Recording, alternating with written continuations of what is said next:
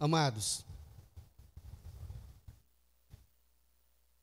ainda estamos na primeira parte, do livro Cristão Presbiteriano, Convicções, Práticas e Histórias.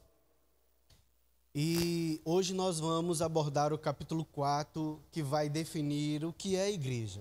O capítulo 4 ele é um capítulo bastante simples, objetivo. É claro que quando nós nos debruçamos, por exemplo, sobre os nossos símbolos de fé, nós veremos uma definição mais profunda a respeito do que seja a igreja. Então, o capítulo aqui, embora ele seja introdutório com relação à natureza da igreja, ele tem algumas peculiaridades que certamente nos levará ao entendimento a princípio do que significa a igreja. Então, hoje nós vamos abordar esse tema, o que afinal é a igreja, tomando como base não somente João capítulo 17, como foi discorrido nesta manhã aqui pelo nosso irmão Wellington, mas também no livro de Atos, principalmente quando o apóstolo Paulo, nas suas viagens missionárias, o evangelista Lucas nos diz que o Senhor comprou a sua igreja, o Senhor Jesus Cristo, Deus encarnado, comprou a sua igreja através do derramamento do seu próprio sangue. Ou seja, ele se ofereceu na cruz do Calvário. Ele morreu para resgatar a sua igreja. Ele encarnou e decidiu morrer na cruz do Calvário para redimir o seu povo, pois ele veio para salvar os seus eleitos.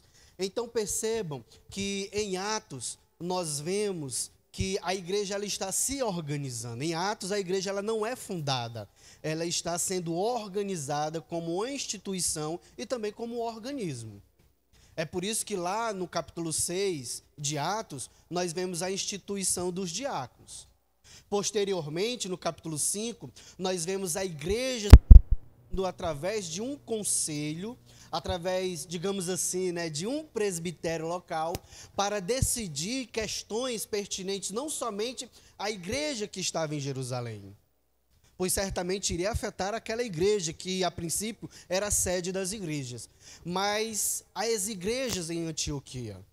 Então vejam que a igreja sendo organizada, ela passa a ser considerada como um organismo, mas também como uma instituição. Porque a unidade ela só é possível quando há uma organização interna. E nós, como pecadores, falhos, inclinados ao mal, carecemos de ser instruídos na relação dos necessitados, questão dos diáconos, ensino, presbíteros, ou seja, a administração do corpo do Senhor Jesus Cristo, os presbíteros na supervisão espiritual e moral da igreja, e assim por diante. Então, são muitas questões que nós podemos tratar a respeito deste assunto, mas eu estou só dando uma pincelada para você entender que a igreja é desde o Antigo Testamento. Porque se nós analisarmos o que significa etimologicamente a palavra igreja, isso nos remete à assembleia, a ajuntamento, e principalmente para a igreja do Senhor, um povo que foi chamado para o Senhor.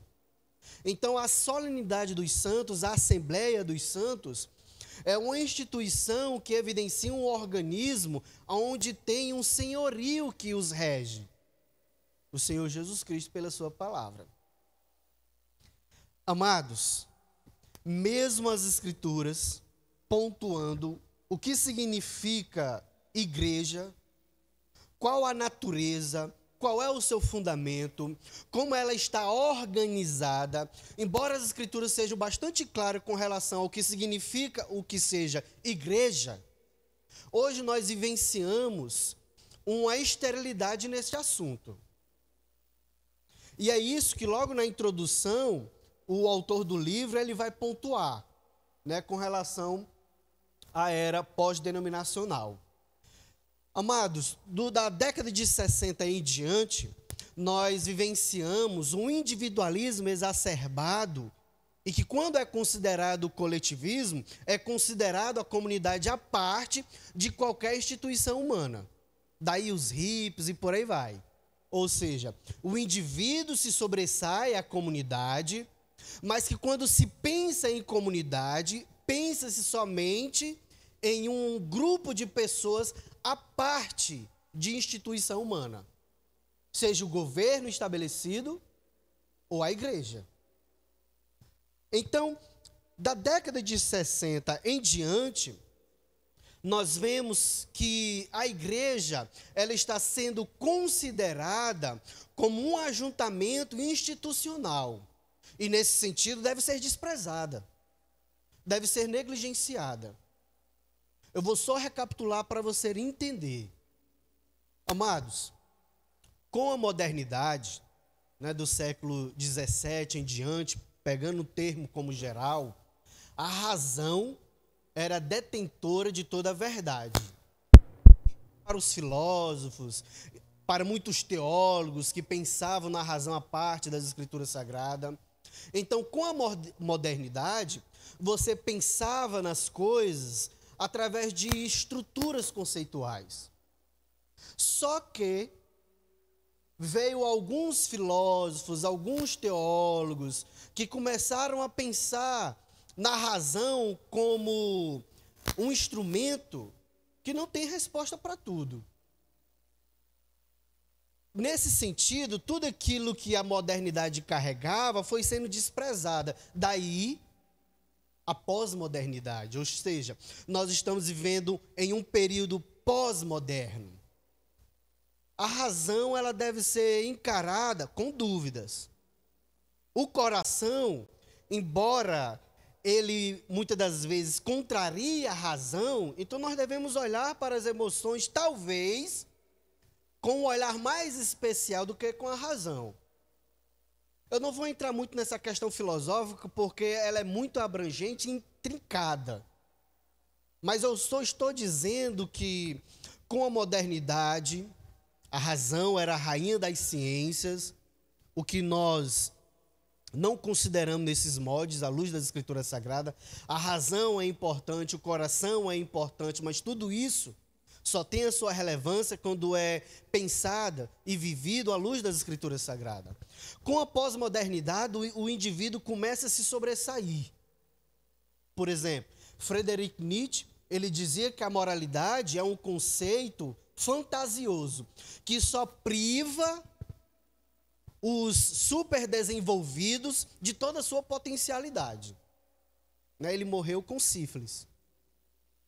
O que eu estou querendo dizer, meus amados, é que hoje nós estamos vivenciando uma realidade onde conceitos são negligenciados, onde o significado é desprezado e as Escrituras, como fonte normativa para o homem, também é solapado. Você percebe que nas igrejas há muitas pessoas que, olha, tudo bem que as Escrituras dizem, mas eu acho isso. Meu ponto de vista é esse. E por aí vai. Então o autor, logo na introdução do livro, ele diz que nós estamos vivendo uma era pós-denominacional. A igreja no século XVI era encarada como um núcleo de restauração, de comunhão com Deus, até mesmo em termos sociais. A igreja nos prepara para nos relacionarmos com o próximo, com o Estado, com os problemas que colocam sobre nossas vidas. Até o século XVI tinha respeitabilidade, credibilidade. Mas à medida que houve uma revolução cultural que ocorreu na década de 60, a partir dessa revolução cultural, o individualismo, a instituição, o individualismo foi endeusado por causa da pós-modernidade. As instituições desacreditadas. A igreja está no meio. É por isso que hoje nós vemos muitos desigrejados. E muitas pessoas dentro das igrejas querendo viver um cristianismo individualista. Porque, em alguma medida, elas foram influenciadas por esses movimentos pós-denominacionais. E hoje nós estamos vivendo um período de pós-igreja. Percebam que muitas pessoas que quando entram em conflito com alguns indivíduos dentro da igreja, ao invés de resolver os seus conflitos, como nos diz as Escrituras Sagradas, o que é que elas fazem? Se distanciam da igreja. Procuram uma outra igreja que preencha as suas necessidades. Por quê? Porque elas foram influenciadas pela ideia mercantilista do evangelho, ou seja, venham para cá que nós temos o que você está procurando.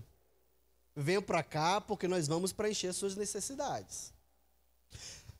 Amados, a igreja, cada vez mais, ela está sendo solapada, negligenciada e encarada não como a comunidade dos remidos, como organismo vivo que tem por cabeça o Senhor do universo, Cristo Jesus, mas simplesmente como um recanto de pessoas fragilizadas, de pessoas endeusadas, de pessoas que estão procurando saciar suas necessidades. E como diz Salomão, a sanguessuga tem 2 filhas e a terceira, ela nunca se sacia. Ela sempre vai procurar algo. Então, são muitas as pessoas que se deparam, né, nessa realidade descrita por Salomão. Estão procurando pastores, igrejas que saciem as suas necessidades, os seus egos, que massageiem, né, os seus sentimentos, as suas apreensões, os seus desejos desenfreados. É por isso que as marcas da igreja, como nós veremos mais à frente, ela não é tão precisa em muitas igrejas. O importante é comportar as pessoas. A igreja hoje, ela está deixando de ser a igreja de Cristo para ser uma igreja inclusiva. O que é a igreja inclusiva? É aquela igreja que abarca todo mundo. Independente dos pecados cometidos, independente do ensino vivido, independente do que se faz com a igreja, com a família. Pode vir. A igreja está aqui para lhe abraçar. E as Escrituras nos dizem que quando nós somos amigos do mundo, nós somos inimigos de Deus. Então, só adiantando os slides aí, por gentileza, né, que eu vou para o terceiro tópico. Pastor, o que fazer, só lembrando que quem quiser fazer alguma pergunta, alguma sim, colocação, o microfone está aqui à disposição. Sim. Então vejam, meus irmãos, que o autor, no início do capítulo 4, quando ele vai tratar a respeito do que seja a igreja, né, o que afinal é igreja, logo a princípio ele nos contextualiza em uma realidade onde a instituição igreja é desprezada, onde nós estamos vivendo um movimento, uma cultura, uma vida de igreja que está para além das Escrituras Sagradas. E que quando nós abordamos esse tema à luz da palavra do Senhor, nós vemos o quanto nós estamos distante das Escrituras. Daí, a igreja hoje ser pragmática, não bíblica. Muitas igrejas são pragmáticas, ou seja, se utilizam de meios para atrair as pessoas. Independente desses meios serem bíblicos ou não, elas se utilizam de ferramentas humanas, de meios humanos, para atrair as pessoas. Porque o foco não é a glória de Cristo, a santificação daqueles que se aproximam de Cristo. O foco é abarcar um número de pessoas possíveis, independente do meio utilizado. Né? Há muitos anos atrás, eu me deparei com uma circunstância que isso, né, me fez refletir. Né? Eu ia para a igreja e eu me encontrei com um jovem, acho que eu tinha uns 19 anos de idade. Né? Eu ia para a igreja, 19, 20, aí eu vinha com um jovem que eu gostava muito dele. Né? Um jovem excepcional. Aí eu, meu irmão, você vem da onde? Ele todo vestido de palhaço. Caracterizado de palhaço mesmo. Eu, meu irmão, você vem da onde? Ele não, eu estava evangelizando. Aí e você estava evangelizando vestido de palhaço? É, meu irmão, para atrair as pessoas. Eu as atraio, aí depois eu entro com o evangelho. Aí eu fiquei, o Senhor me converteu, eu tinha 18 para 19 anos, então eu fiquei, como assim? né? Então aquilo ali despertou a minha mente para algo que eu nem pensava, né? E à medida que eu fui refletindo sobre aquele comportamento, sempre vinha aquela frase, né, que quem convence o homem do pecado, da justiça e do juízo é o Espírito Santo. E que Paulo diz que as pessoas são atraídas a uma conversão genuína pelo poder do Evangelho. Não é a caracterização ou ferramentas humanas que vai fazer com que pessoas sejam regeneradas, e sim o Espírito Santo. Então aquilo ali me despertou para algo que eu não pensava até então, mas à medida que eu refletia sobre aquilo, eu via o quanto a igreja que eu estava se congregando era pragmática. Queria atrair as pessoas por meios humanos. Em um determinado momento houve um culto evangelístico, onde houve peça teatral, coreografia, isso no meio de uma praça muito movimentada lá em Fortaleza. Houve coreografia, houve teatro, houve um músico famoso, de moral questionável, mas como ele era famoso, então era importante ele participar do movimento. Aí eu fiquei conversando com um diácono.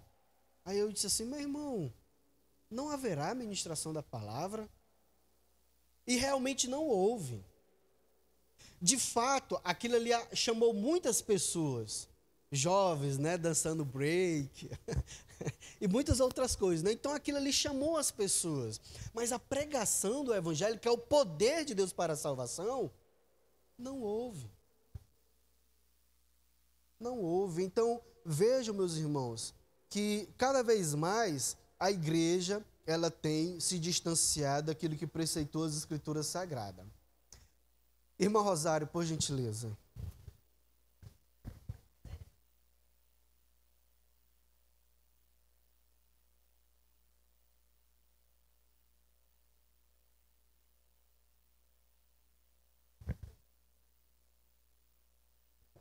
Isso. Uhum. O apóstolo... Ouviu o evangelho, né? Sim. O apóstolo Paulo, em nenhum momento, ele estava sendo pragmático. Ele estava se colocando na condição social da pessoa. Ele não era um louco. Pelo contrário.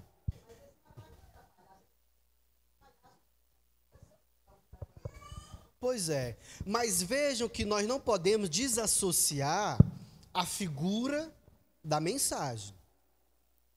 Nós não podemos desassociar. É por isso que as Escrituras pontuam, como diz Paulo, que o pregador, ele tem que ser aprovado naquilo que ele anuncia. Porque não há como desassociar o pregador da mensagem. É por isso que em 1 Tessalonicenses, tanto no capítulo 1 como no capítulo 2, ele vai dizer para a igreja, olha, vocês sabem quem eu sou. No versículo 3... Eu já vou entrar nesse texto que a irmã está colocando, mas em 1 Tessalonicenses, capítulo 2, olha o que é que Paulo diz com relação a conteúdo, metodologia e intenção. 1 Tessalonicenses, capítulo 2, versículo 3.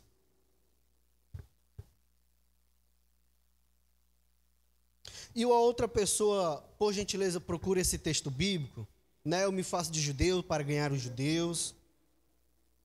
Para nós irmos adiantando. 1 Tessalonicenses, capítulo 2, verso 3, diz assim: pois a nossa exortação não procede de engano, nem de impureza, nem se baseia em dolo. Paulo ele está dizendo o seguinte, olha, o evangelho que eu prego é puro. E as minhas intenções são verdadeiras, como o evangelho é verdadeiro. E eu não me utilizo de sofismos para atrair as pessoas, que é a ideia de dolo. Porque na época do apóstolo Paulo, principalmente naquela região onde os tessalonicenses viviam, os sofismos, Os filósofos sofistas eram bastante conhecidos, ou seja, você tem que ganhar as pessoas, independente da metodologia empregada. Você tem que convencer as pessoas através de uma oratória perfeita. E Paulo ele está dizendo o seguinte, olha, o meu evangelho é verdadeiro, é puro, a minha intenção condiz com o evangelho, pois muitas pessoas fazem do evangelho meio de lucro. A mensagem pode até ser verdadeira, mas a intenção não é. E Paulo está dizendo, olha, o meu evangelho é verdadeiro, a minha intenção é verdadeira e a metodologia que eu emprego é verdadeira. Irmão Eliomar encontrou? Do segundo texto, né? Pode ler, meu irmão. Não, o diácono Cooper. Porque, sendo livre de todos, fiz-me escravo de todos, a fim de ganhar o maior número possível. Procedi para com os judeus, como judeu, a fim de ganhar os judeus. Para os que vivem sob o regime da lei, como se eu mesmo assim vivesse, para ganhar os que vivem debaixo da lei, embora não esteja debaixo da lei. Aos sem lei, como se eu mesmo o fosse, não estando sem lei para com Deus, mas debaixo da lei de Cristo, para ganhar os que vivem fora do regime da lei. Fiz-me de fraco para com os fracos, com o fim de ganhar os fracos. Fiz-me tudo para com todos, com o fim de, por todos os modos, salvar alguns. Tudo faço por causa do Evangelho, com o fim de me tornar cooperador com ele. Não se encaixa. Nem um palhaço, nem um louco.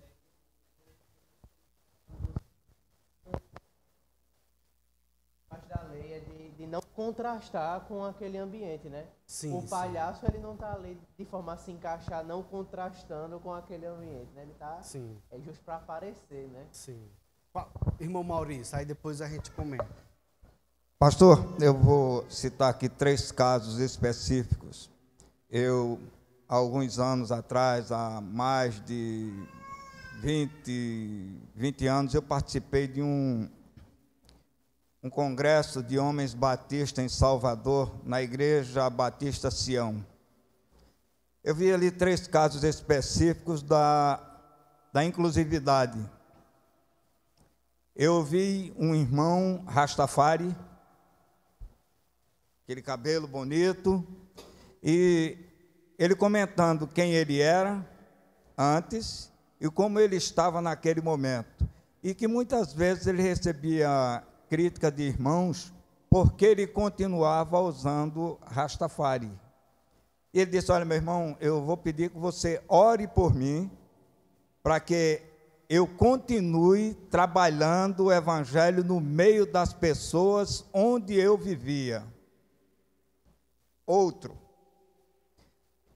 Eu ouvi o testemunho de um ex-homossexual. Ele dizendo naquele momento que agradecia muito a Deus, tinha orgulho de dizer que era ex e ele evangelizava no meio daquelas pessoas. O terceiro, uma missionária que trabalhava na penitenciária lá em Salvador. Ela e o marido eram missionários, trabalhavam ali, e ele contando que antes dela se converter, muitas vezes ela ia para a noitada e chegava em casa, fumava um cigarrinho de maconha e jogava fumaça no rosto dele. E ele aguentou aquilo muito tempo. E aquela criatura, naquele momento, para a glória de Deus, ela estava evangelizando com uma voz maravilhosa, cantava que era uma coisa. Então, eu vejo o seguinte, e aí me lembra que Jesus Cristo, ele conviveu com saduceu, com fariseu e com tanta gente que não tinha nada a ver com ele, mas ele não deixou de estar no meio deles, pregando a palavra de Deus através dele. Então eu fico pensando o seguinte, muitas vezes a gente fica só apontando, porque houve um erro aqui, um erro ali, quando na verdade nós deveríamos estar mesmo era fazendo isso, era evangelizando nesse meio.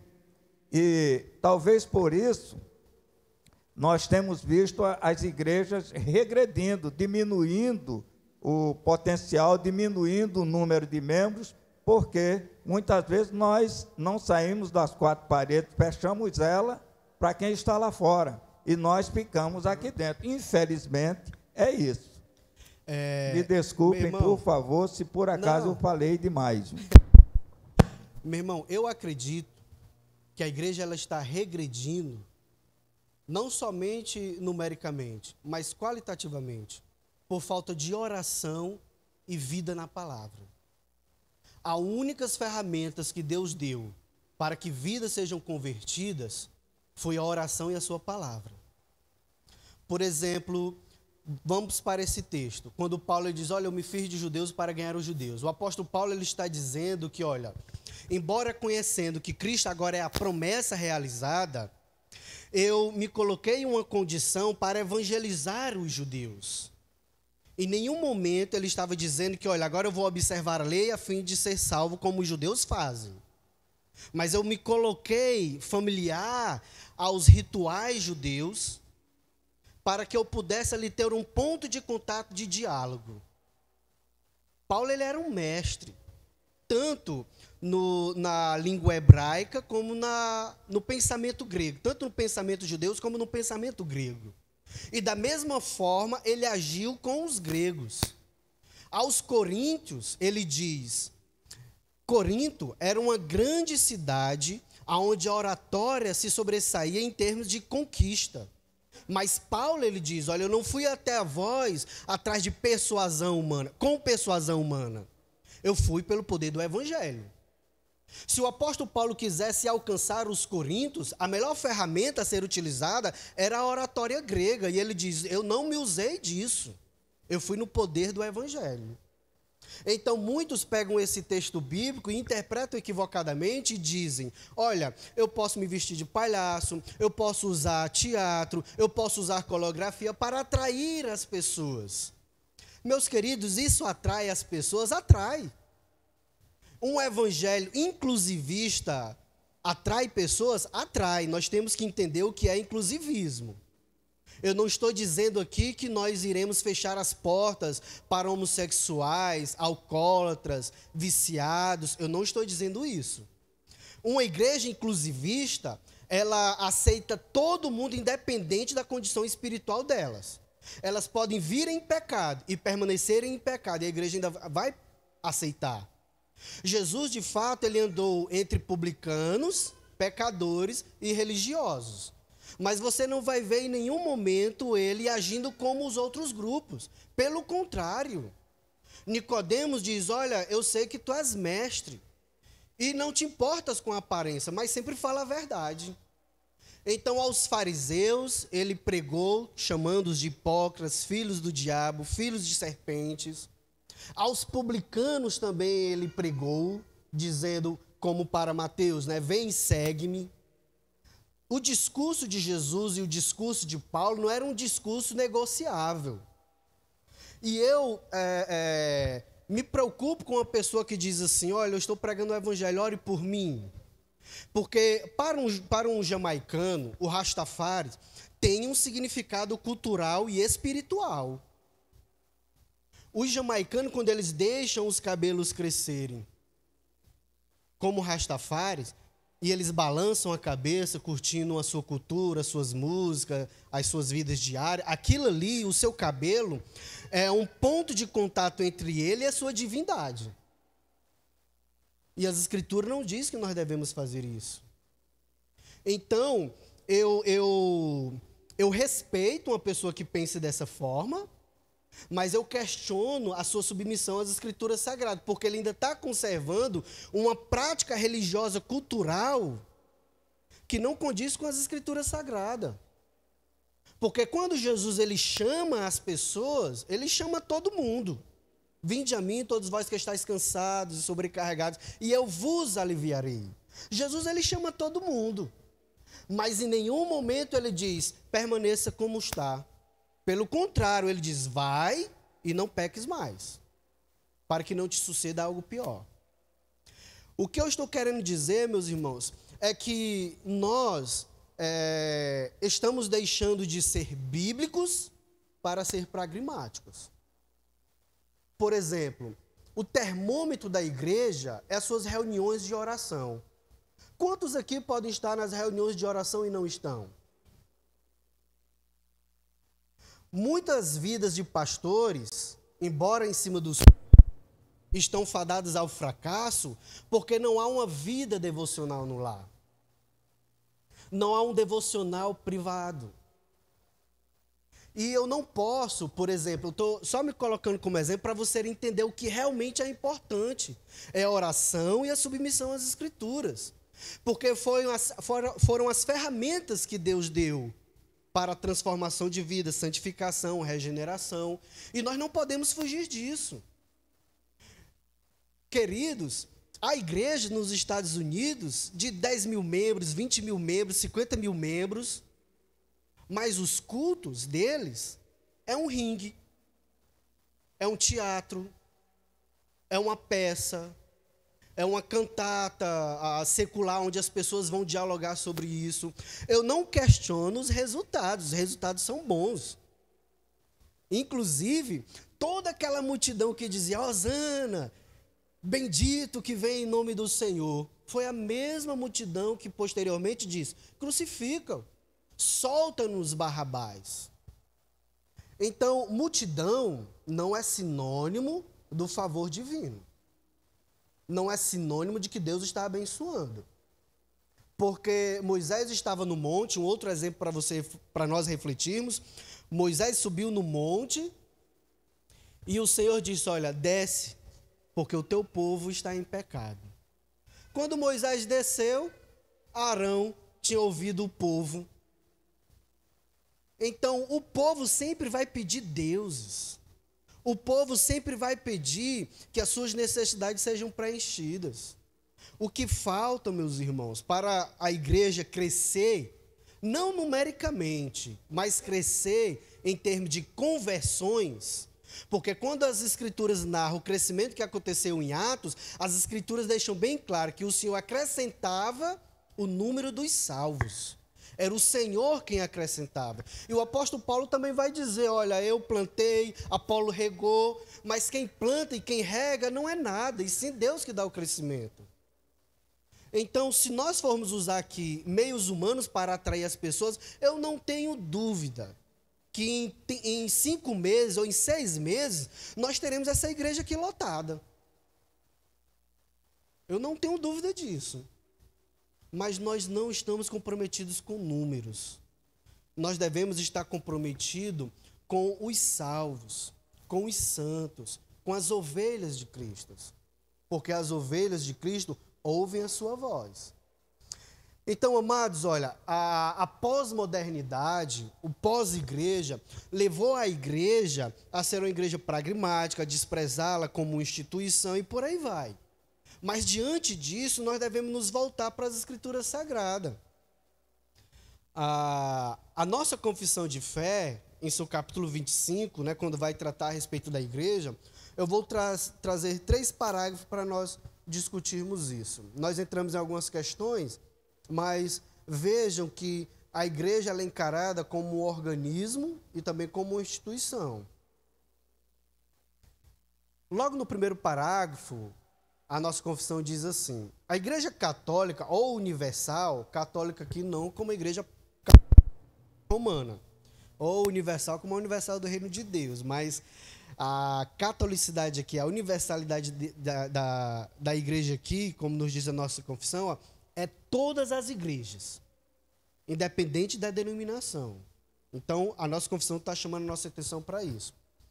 A igreja católica ou universal, que é invisível, consiste do número total dos eleitos que já foram, dos que agora são e dos que ainda serão reunidos em um só corpo sob Cristo, seu cabeça. Ela é a esposa, o corpo, a plenitude daquele que enche tudo em todas as coisas. A nossa confissão já está definindo aqui o que é a igreja. A igreja é o número dos eleitos, né, que comportam aqueles que foram eleitos no passado, no presente e que no futuro serão chamados por Deus.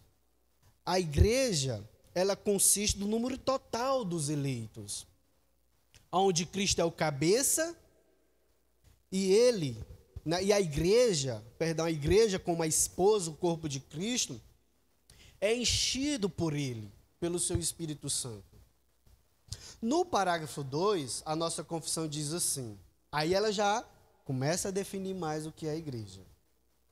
A igreja visível, que também é católica ou universal sob o Evangelho, não sendo restrita a uma nação, sobre a lei, consiste de todos aqueles que pelo mundo inteiro professam a verdadeira religião juntamente com seus filhos. É o reino do Senhor Jesus Cristo, a casa e família de Deus, fora da qual não há possibilidade de salvação. A igreja invisível consiste do número total dos eleitos, no passado, presente, e que um dia serão chamados por Deus. Como dizia Agostinho de Hipona, né? Ainda há uma igreja fora da igreja. Ainda há pessoas lá no mundo que foram eleitas por Deus na eternidade, mas que ainda não foram alcançadas pelo Evangelho, mas um dia serão. A nossa confissão nos remete a essa ideia. Só que aqui, no parágrafo 2, a nossa confissão já começa a definir, à luz das Escrituras Sagradas, como nós veremos posteriormente, que a igreja, ela comporta a igreja visível, nós iremos tratar a igreja visível e invisível posteriormente, mas aqui já dá para ter uma ideia. A igreja visível, ela é composta por aqueles que professam a verdadeira religião, juntamente com seus filhos. Pois é o reino do Senhor Jesus Cristo, a casa e a família de Deus, fora da qual não há possibilidade de salvação. Fora da igreja verdadeira, eu não digo 4 paredes, mas fora da igreja, que é a soma total dos eleitos, não há salvação. Porque Cristo, ele é cabeça de um corpo, ele é cabeça de uma igreja, e a igreja é a sua noiva. Cristo, ele não é a cabeça de um indivíduo que quer cultuá-lo à parte da comunidade espiritual, sozinho em seu lar. Não existe culto individual à parte do coletivo. Não existe. A igreja é a soma total dos eleitos. A igreja, ela tem em si aqueles que professam Cristo como Senhor e Salvador de suas vidas e que vivem essa comunidade espiritual. É por isso que a nossa confissão, ela diz, olha, fora da qual não há possibilidade de salvação. Não existe amparo bíblico para pessoas que querem ser a igreja no seu lar, sem a família de Deus, sem o povo de Deus, sem a comunidade dos santos. No terceiro parágrafo, aí a nossa confissão ainda vai... Irmãos, todas essas proposições aqui têm fundamentação bíblica, mas como são muitos versículos, se nós formos ler aqui, nós passaremos toda a manhã lendo os versículos. A Igreja Católica Visível, a Igreja Católica Visível, Cristo deu o ministério, os oráculos e as ordenanças de Deus para a congregação e o aperfeiçoamento dos santos, nesta vida, até o fim do mundo. E pela sua própria presença e pelo seu Espírito, os torna eficientes para este fim, segundo a sua promessa. Deus, ele deu à igreja a sua palavra. E as suas ordenanças, as ordenanças de Deus, estão nas Escrituras Sagradas, para o nosso aperfeiçoamento, nesta vida até o final da nossa caminhada. E ele nos deu do seu Espírito, que é a sua promessa. Nós iremos considerar hoje à noite, né? Que o Espírito Santo é a promessa e o penhor de Deus para nossas vidas, que confirma que nós somos salvos, que nós somos eleitos. Amados, a igreja invisível consiste dos eleitos de Deus. No passado, presente, no futuro. Aqueles que estão na IPB, na Igreja Batista, na Igreja Pentecostal. Não digo neopentecostal, porque a igreja neopentecostal não é uma igreja verdadeira, né? Mas vejam que a igreja invisível, ela é composta pelos eleitos de Deus. independente da etnia, independente do tempo, independente da denominação, são os eleitos de Deus. A igreja invisível, ela é composta por todos aqueles a quem Deus elegeu na eternidade. A igreja visível, ela é composta por todos aqueles que professam a verdadeira religião, juntamente com os seus filhos, que são a casa de Deus, a família de Deus, o povo do Senhor. Eu digo que a igreja neopentecostal não é uma igreja verdadeira porque não professa a verdadeira religião. Eles falam de Cristo, mas o Cristo deles é um Cristo que dá resultados. Né? É um Cristo que é empregado daqueles que, né, exigem dele alguma coisa. Né? E por aí vai. Então, com relação à incumbência que Deus deu para a igreja, o Senhor ele deu a sua palavra, visando o aperfeiçoamento dos santos. Alguma pergunta? Amados, podem fazer pergunta, eu não vou ficar chateado não, viu? E eu espero também que você não fique chateado com o que eu falar. Porque eu dei uma lida aqui no livro, ontem, né? Aí fala na igreja da terra e a igreja do céu, né? A igreja da terra é a igreja visível e a igreja do céu é a invisível, né? Sim, e sim. só Deus vê a igreja invisível, né? Só Deus. Porque é Ele que é responsável, né, pela igreja invisível, que são as pessoas que Ele elegeu, que Ele escolheu, as que já foram, as que estão sendo e as futuras, como o senhor falou aí, que ainda vai ser. Né? Então, a igreja católica ou universal, que é invisível, só Deus vê. Só Deus vê. E a visível é essa que é formada, como o senhor falou, pelas pessoas que professam Cristo, né, como única fé. A Segmento visível, de fé. a visível, ela pode dar sinais da sua eleição, como nós vemos nas Escrituras Sagradas. Né? Eu sei quem são os eleitos por aquilo que eu vejo. Porque o apóstolo Paulo, em Romanos 2, em Efésios capítulo 2, versículo 10, ele diz que nós somos feitura dele. Né? Dele, do Senhor, criados em Cristo Jesus para as boas obras. Então, a igreja visível, ela é conhecida pelos seus frutos. Isso não significa que aqueles que nós pensamos que são eleitos, um dia nós vamos nos deparar e ver, poxa, aquela pessoa morreu sem Cristo, e eu pensava que era uma eleita. Nesse sentido, só Deus conhece absolutamente quem são os eleitos. Mas nós podemos sim ver quem são os eleitos neste mundo. Pelos frutos, né? Pelos frutos. É por isso que o apóstolo Paulo ele diz, olha, eu padeço tudo isso por causa dos eleitos. Então ele pregava, mesmo sendo chicoteado, ele continuava a pregar, porque ele sabia que Deus ainda tinha um povo que ainda não foi resgatado. É por isso que ele orava e pregava. E é por isso que a gente tem que pregar também, né? Sim, tem que evangelizar para essas pessoas que Amados, são eleitas e que não foram alcançadas ainda. Uma igreja que não evangeliza é uma igreja que está morta. É uma igreja espiritualmente morta ou que está doente. Uma igreja que não evangeliza, ou ela está morta ou ela está doente. Como a nossa confissão diz no parágrafo 3. O Senhor ele nos incumbiu de pregarmos o seu evangelho. Ou seja, Ele que nos deu as suas ordenanças, os seus oráculos, a sua palavra para o nosso aperfeiçoamento, nos torna eficientes para este fim. Tanto em termos de nos submetermos às Escrituras e vivemos a sua palavra, como a proclamarmos a outros. E quando eu digo aqui evangelismo, uma igreja que não evangeliza, ou ela está morta, ou ela está doente, eu não digo simplesmente, olha meus irmãos, vamos nos reunir aqui domingo à tarde para evangelizarmos. Para nós. Isso é importante, mas eu digo individualmente. Para nós presbiterianos é evangelismo. Para a neopentecostal é missões, né? Que eles se referem a isso? Fazer missões? Não. Porque... Nós usamos essa nomenclatura também. Porque diz que a igreja que não faz missões, ela se torna campo missionário. Uma vez eu ouvi isso. Não sei se é verdade. É, sim. É um jargão que reflete esse processo de morte. Uma igreja que não evangeliza, ela está fadada a morrer. E um dia precisar de ouvir o evangelho novamente para a salvação, santificação. Nós usamos também essas nomenclaturas, evangelismo, missões, mas a ideia é de campo a ser alcançado. Quando eu digo, olha, nós temos que evangelizar, eu estou dizendo que cada indivíduo aqui tem que falar de Cristo.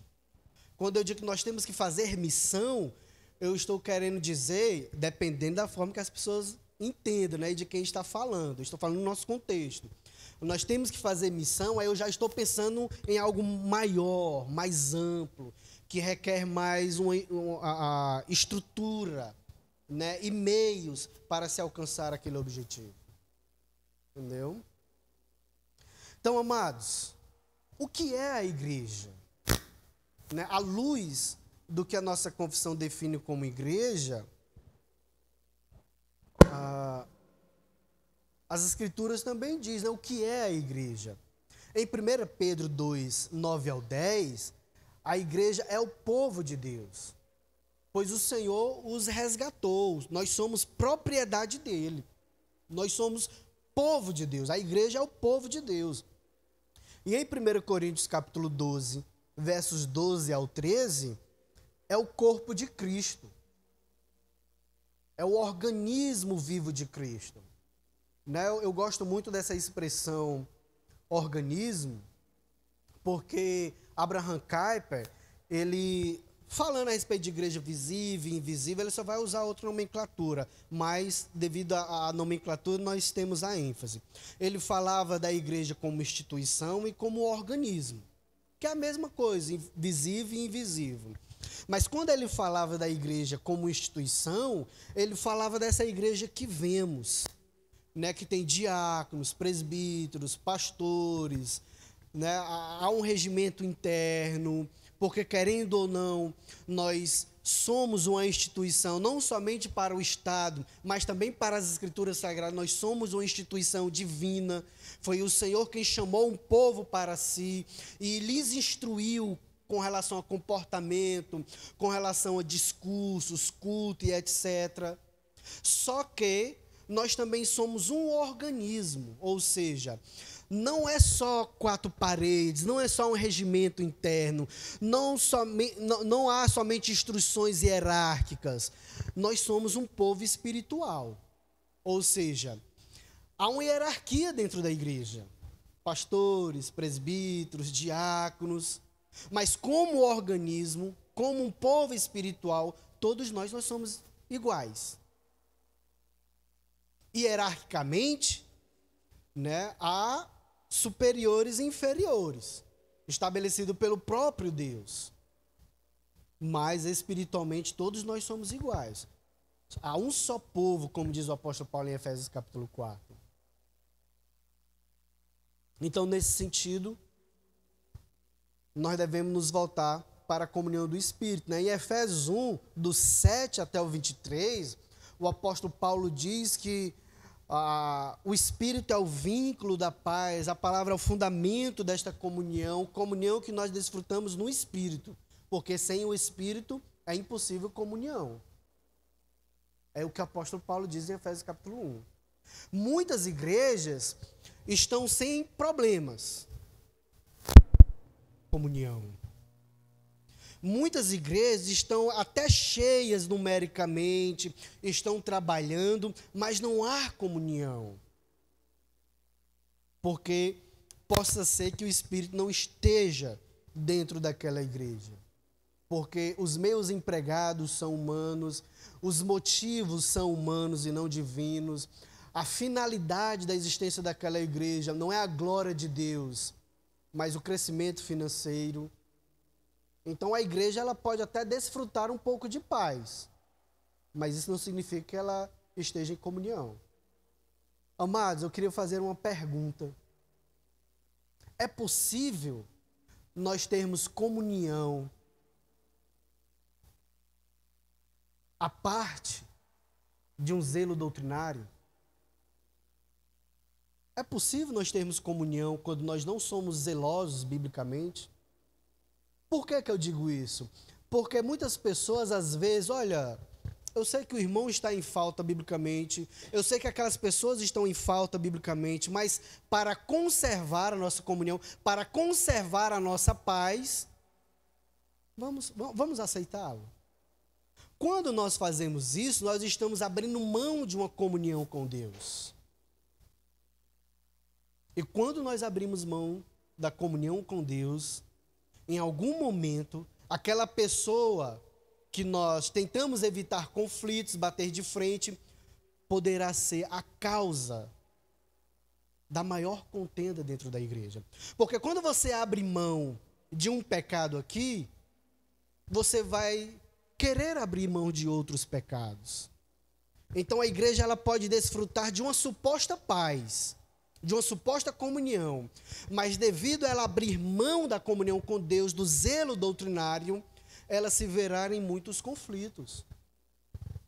Amados, nós não podemos abrir mão do que diz o Senhor pelas suas escrituras sagradas, por quem quer que seja. Ah, mas é o pastor. As escrituras é a nossa única regra de fé e prática. Ah, mas é o irmão que tem o maior dízimo da igreja. Não importa. Quem nos sustenta é o Senhor. Então, seja pastor, presbítero, diácono ou membro importante. Pastor, mas esse irmão, ele é o governador do nosso estado. Ele tem nos beneficiado tanto. Então, vamos tolerar, vamos amá-lo. Né? Geralmente se usa essa nomenclatura. Vamos amá-lo, vamos perdoá-lo. Meus irmãos, quando nós abrimos mãos das escrituras sagradas por alguém, nós estamos abrindo mão do próprio Deus. Veja o que fez Eli. Ofni e Finéias eram sacerdotes do Senhor, desprezavam a Deus, desprezavam o povo e eram avarentos. E Eli passava a mão na cabeça porque eram seus filhos e sacerdotes. Olha a desgraça que aconteceu em Israel.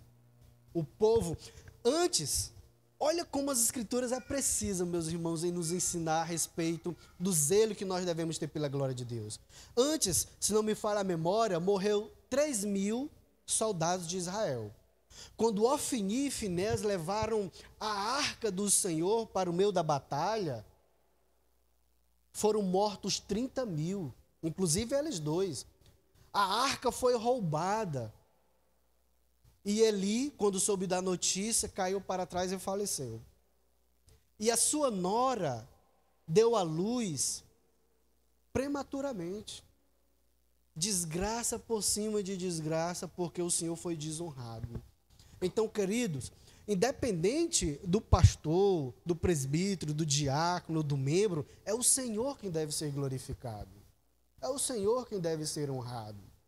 E se em algum momento, Deus o livre, na minha caminhada cristã, eu me afastar das escrituras sagradas, o conselho deve ser piedoso, espiritual, temente ao Senhor e zeloso biblicamente para dizer, pastor, o senhor está em erro, o senhor está em pecado. E se o senhor não se corrigir, nós iremos seguir o processo comum para discipliná-lo, despojá-lo. O que for, meus irmãos, é o Senhor quem deve ser glorificado. Porque o Senhor, ele não honra a quem não honra. E se tratando a respeito de igreja do Senhor, a igreja ela é una e apostólica. Aí entra, né, aquilo que o irmão Elton falou ao princípio, João 17, do 20 ao 23, Efésios 4, 4 ao 6. Ela deve ser una, ela deve ser coesa. Né? O apóstolo Paulo, escrevendo aos Coríntios, logo no primeiro capítulo, ele exorta a igreja a pensar concordemente, a ter só um pensamento. E a única forma de nós termos um único pensamento é nos firmarmos nas escrituras sagradas. E apostólico no sentido de que o nosso fundamento, a nossa firmeza é as escrituras sagradas. Vamos ler Efésios capítulo 2, versos 20 ao 21.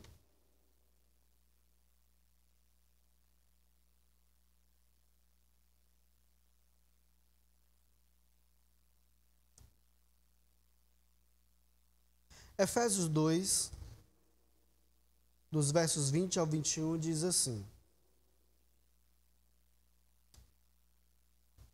edificados sobre o fundamento dos apóstolos e profetas, sendo ele mesmo Cristo a pedra angular, no qual todo o edifício bem ajustado cresce para santuário dedicado ao Senhor.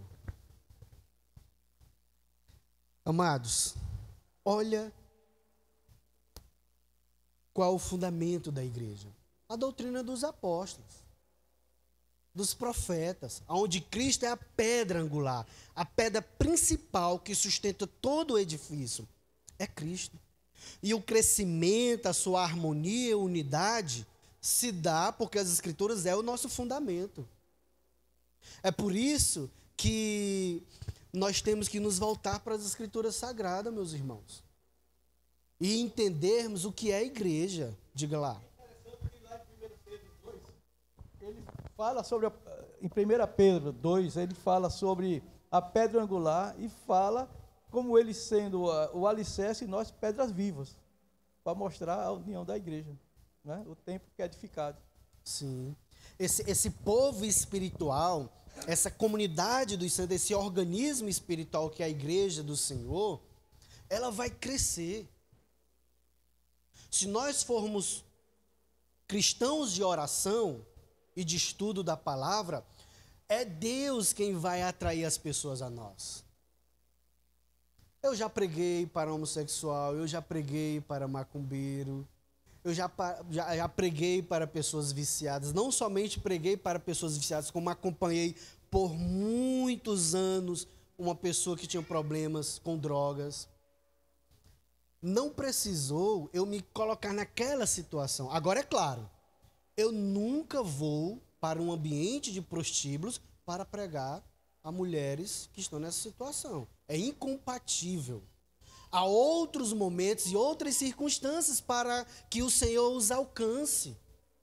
Eu digo isso porque uma vez eu vi um pastor dizendo mais ou menos isso, que ele estava em um ambiente assim para pregar aquelas pessoas. Meus irmãos, não é possível. Não é possível lançar pérolas aos porcos. É lançar pérolas aos porcos. Ou seja, você está lançando a palavra de Cristo para pessoas que estão pisando naquilo que é precioso.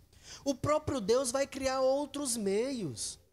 Possa ser que você esteja ali em um ônibus, na parada de um ônibus, e você vê aquela pessoa como qualquer cidadã.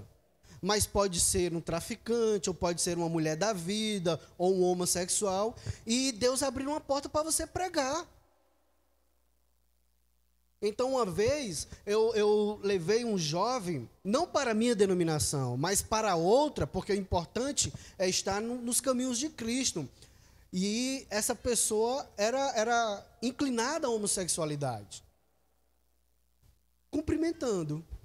Eu o cumprimentava, e em um outro momento houve uma oportunidade de pregar o evangelho. Eu preguei e disse, olha, acompanhe os seus familiares para a igreja. E ele foi para a igreja. Então, amados, o que nós precisamos é nos fundamentarmos nas Escrituras Sagradas. E voltando aqui à questão da igreja, nós devemos prezar pelas marcas da igreja. O Senhor, Ele conhece absolutamente quem são os seus eleitos. A igreja invisível, que está no passado, presente e no futuro. Mas nós, como igreja, como organismo vive como uma instituição divina, não digo isso, CNPJ da igreja. Quando eu falo de instituição, eu não estou falando simplesmente de CNPJ da igreja. Porque para o mundo nós somos uma empresa. Querendo ou não, nós somos uma empresa sem fins lucrativos, mas somos uma empresa isenta de impostos por causa da finalidade filantrópica. Mas nós somos uma instituição em que sentido? Há uma organização dada pelo próprio Deus para fazer com que essa igreja invisível se manifeste para o mundo. É aí que entram as marcas da igreja. No parágrafo 4, ainda do capítulo 25 da nossa confissão, diz assim: esta igreja católica, ou universal, né? Catolicidade é universalidade, tem sido ora mais, ora menos visível. As igrejas particulares, que são membros dela, são mais puras ou menos puras conforme nelas é. Com mais ou menos pureza, ensinado e abraçado o evangelho, administrado as ordenanças e celebrado o culto público. Amados, as marcas da igreja é a pureza do Evangelho, a administração fiel das instituições ou ordenanças de Cristo, ceia e batismo, e, no nosso caso aqui, a celebração do culto público, ou, estendendo posteriormente, também o uso da disciplina, que é a efetivação da pureza do Evangelho. Então, uma igreja que não tem o Evangelho sendo proclamado, sendo ensinado e abraçado, uma igreja que não tem a administração fiel das ordenanças de Cristo, ou um culto cristocêntrico, não é a igreja verdadeira. Não é. Na Universal, na Mundial, qualquer pessoa chegando lá no ato do batismo pode ser batizado. Pode ser batizado, sem qualquer ensinamento, sem qualquer acompanhamento doutrinário. Basta ela querer. Só que as Escrituras nos diz que o batismo, como símbolo, é dado àqueles que professaram verdadeiramente a Cristo como Senhor e Salvador de suas vidas, que entenderam o que significa segue-me. Irmãos, John MacArthur ele tem um livro muito bom. O que Jesus quis dizer quando disse segue-me. Essa palavra ela é tão desprezada, segue-me. Meus irmãos, para Mateus, quando ele ouviu Jesus dizer segue-me, ele entendeu. Para nós é uma palavra qualquer, né? É acompanhar. Mas para Mateus não. Era deixar aquela vida de avareza e pecado e seguir a Cristo. Então percebam que a igreja, as marcas da igreja é a exposição fiel das Escrituras Sagradas, a administração das ordenanças de Cristo, ceia e batismo, a administração fiel e a celebração do culto público, tendo a sua pessoa como enaltecida do início ao fim, Cristo Jesus.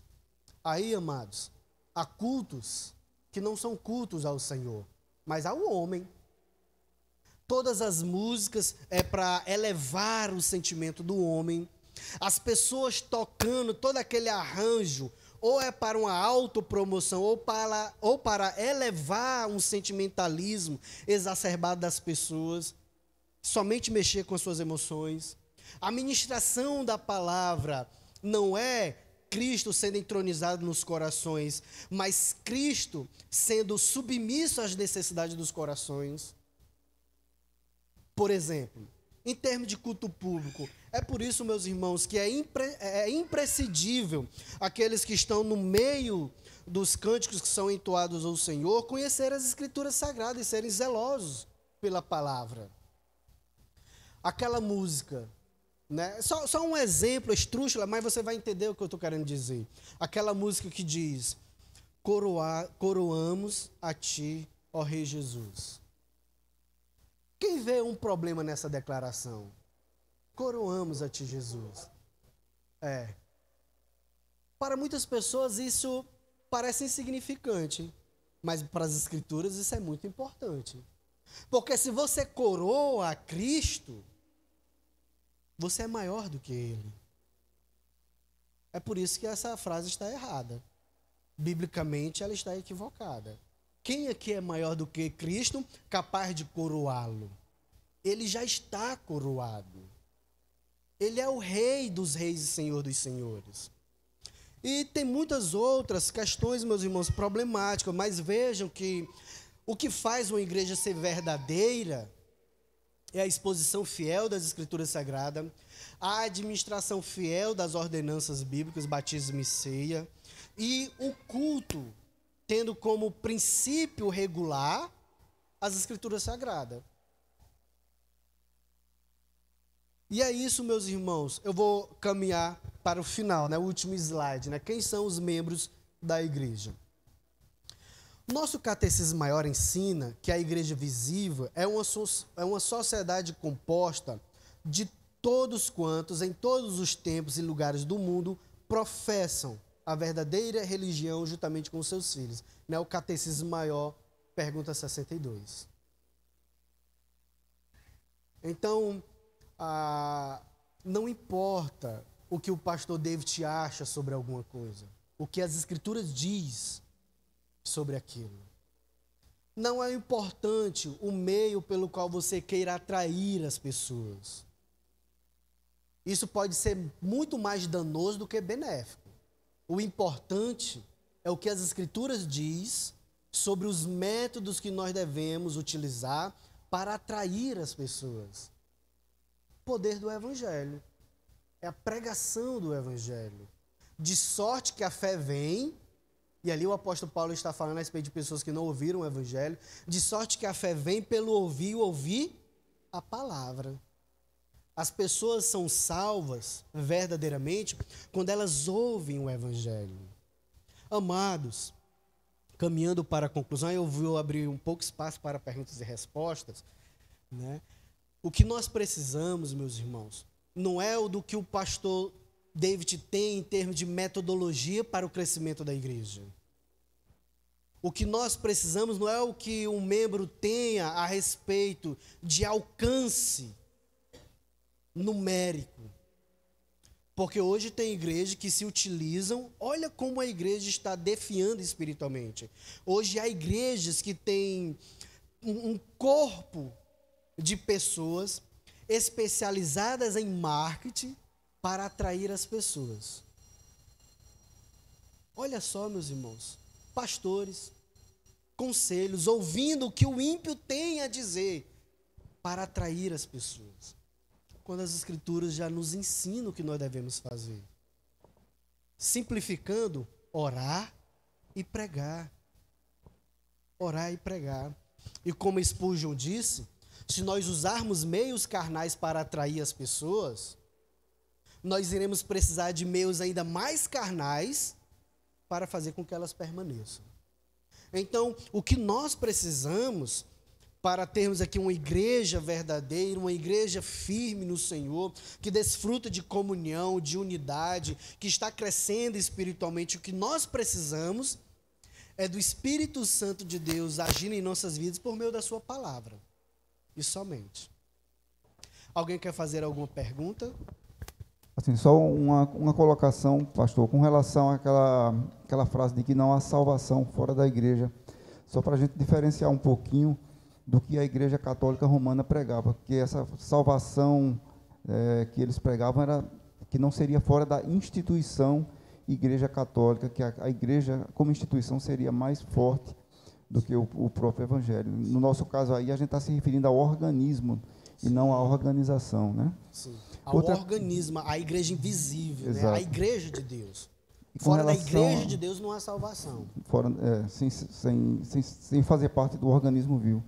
E com relação assim, à igreja visível e invisível, eu enxergo muito pela ótica daquela parábola do joio e o trigo. Nós enxergamos a igreja visível junto, tudo um conjunto só, joio e trigo, né? E a igreja invisível, enxergada por Deus, seria somente o trigo e não o joio. Lembrando que a parábola ali não está falando necessariamente da igreja, está falando do mundo como um todo. Então, os filhos de Deus, né, e os filhos de Satanás crescem juntos. E isso vai ser até a consumação dos séculos. Possa ser que dentro da igreja tenha joio, claro, porque a igreja, né, está no mundo, embora não faça parte do mundo. Mas possa ser que dentro da igreja, né, esteja ali joio crescendo juntamente com o trigo. A irmã Débora.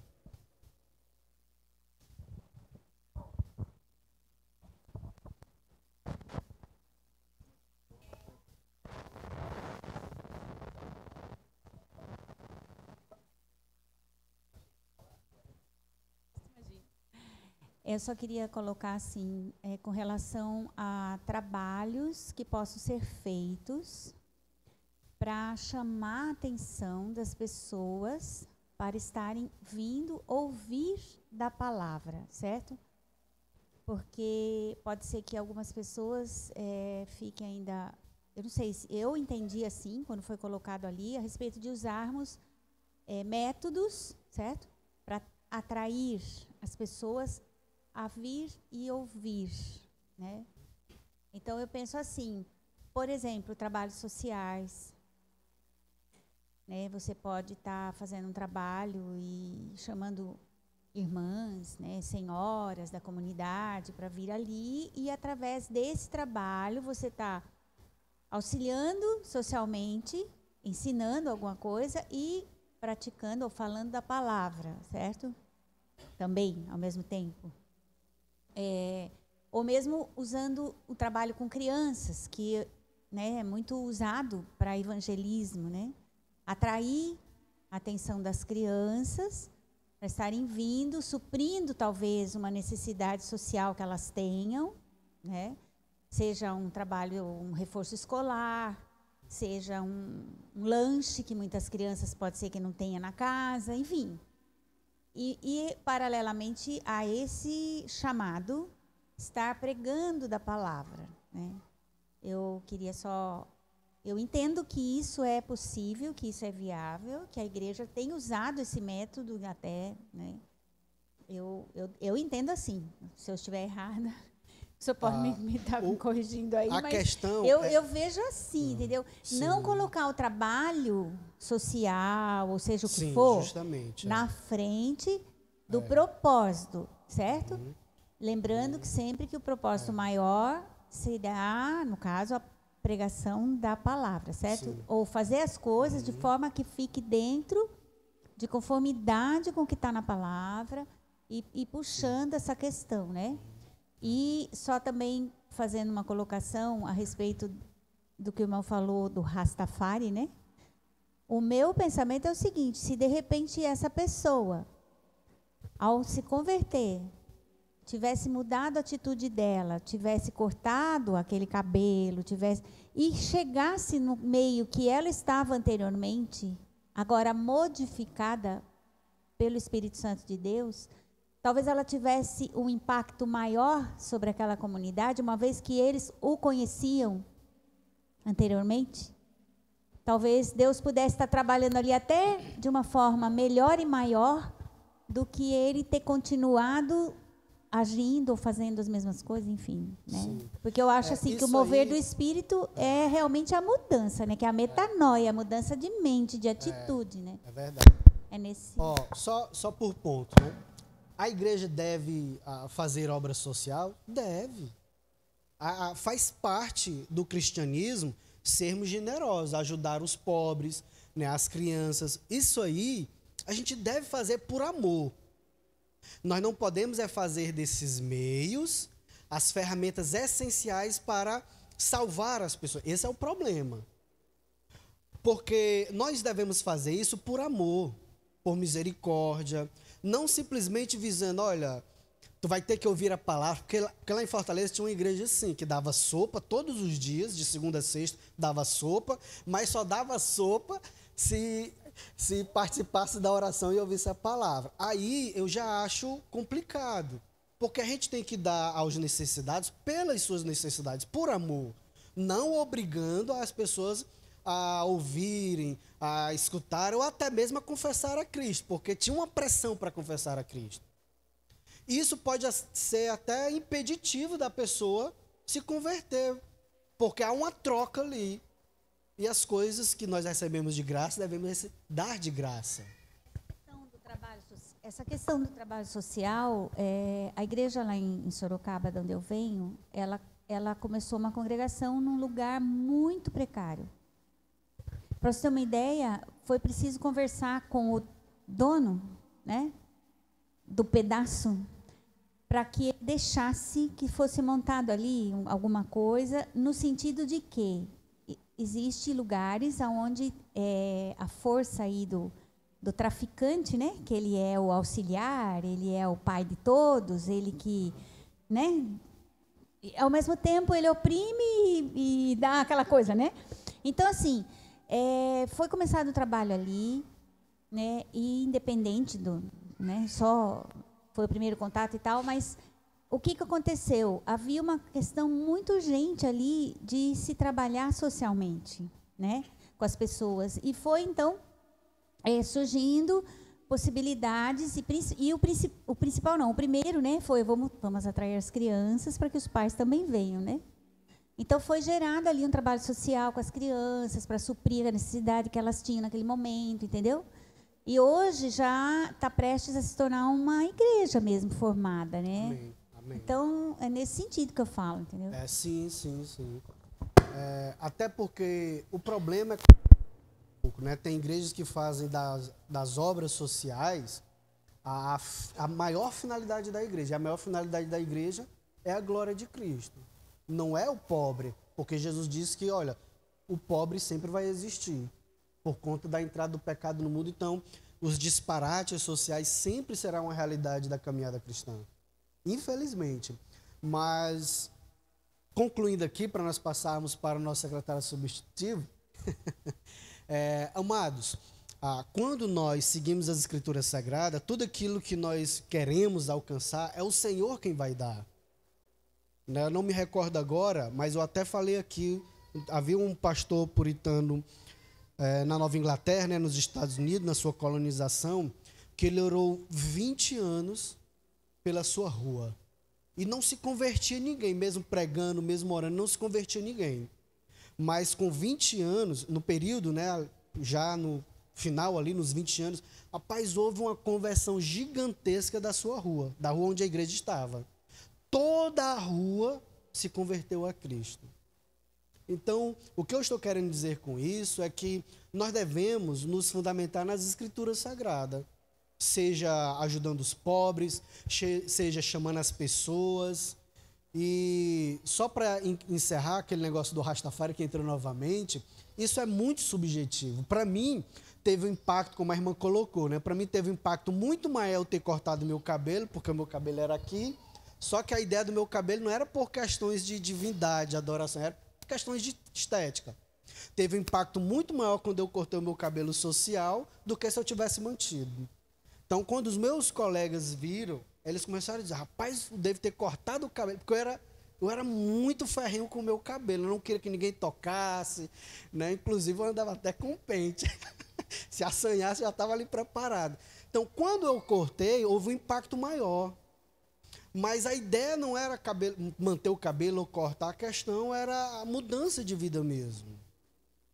Né? Então, queridos, sim.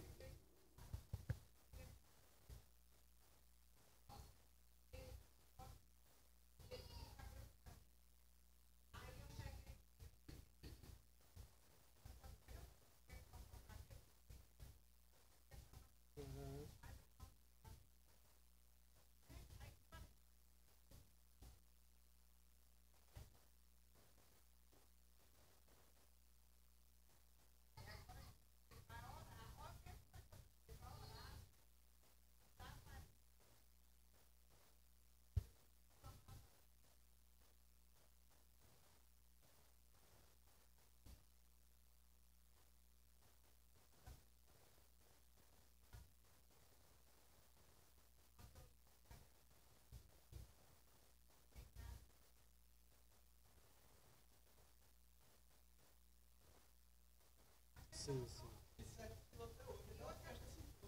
Amém. Deus abençoe. Então, mas eu vou passar aqui para o Diácono Alberan, né, para ele passar o relatório de hoje. Aí, em seguida, o Diácono